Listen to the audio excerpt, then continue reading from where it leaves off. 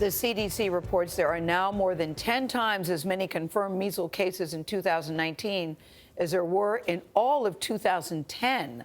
Think about that for a second. The vast majority of infections are among unvaccinated people.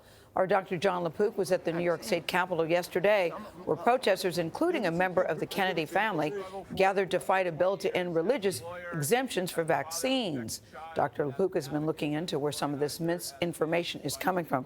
John, there's a lot of intense feelings on both sides of this issue. That's for sure, Gayle. Yeah. Good morning. Good morning. Yesterday, we told you about an organization targeting ultra-Orthodox Jewish communities with vaccine misinformation.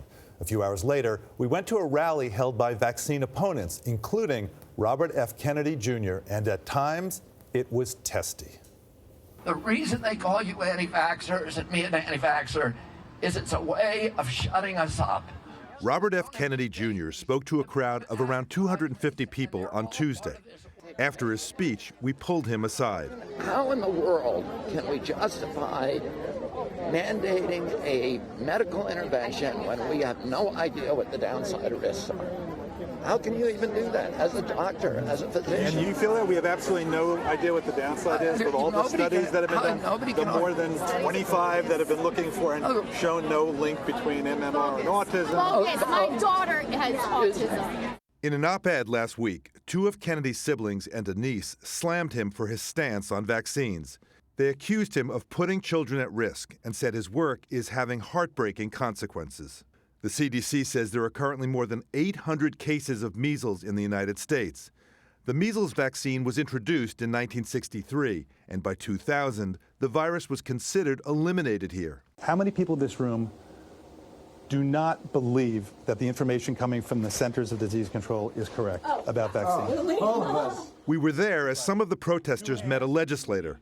When we asked them questions, it sometimes got fiery. So you're now worried about the kid who has cancer, who is immunosuppressed, who can't get it themselves. This industry lies to us all the time. At Tuesday's rally, we caught up with Bigtree, one of the most well-known and outspoken opponents of vaccines. Are you getting any funding, you personally, from any outside source? Sure, I have a nonprofit.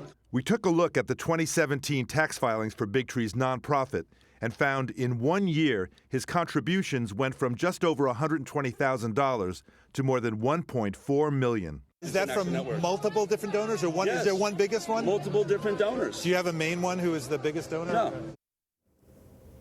Bigtree says his donors are funding new laws and helping him fight legal battles, and they include doctors and celebrities.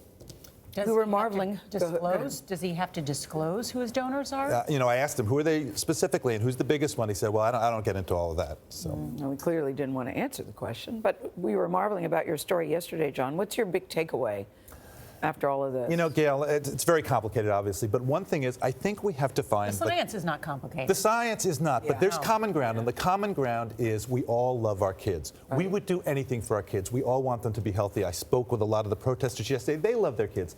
But there's also fear, belief, and misinformation. That's a tough concoction, right? So we know it doesn't work. It doesn't work to yell at them, to be condescending. I think you have to address it with empathy, with softness, with a dialogue, conversation, and with science. And at the end of the day, realize you're not going to win everybody, but I think that's the best path.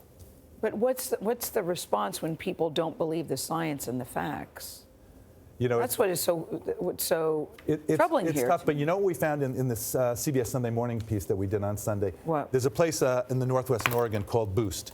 And there's Dr. Joel, and he spends 2-3 hours, he's a pediatrician, explaining to hesitant parents, vaccine-hesitant parents, answering all of their questions. What are your specific concerns? And you know what he says? He says 99% of the time he's able to get them to do the vaccine. So I don't think that most of the people are these dyed-in-the-wolves, we're never going to do it.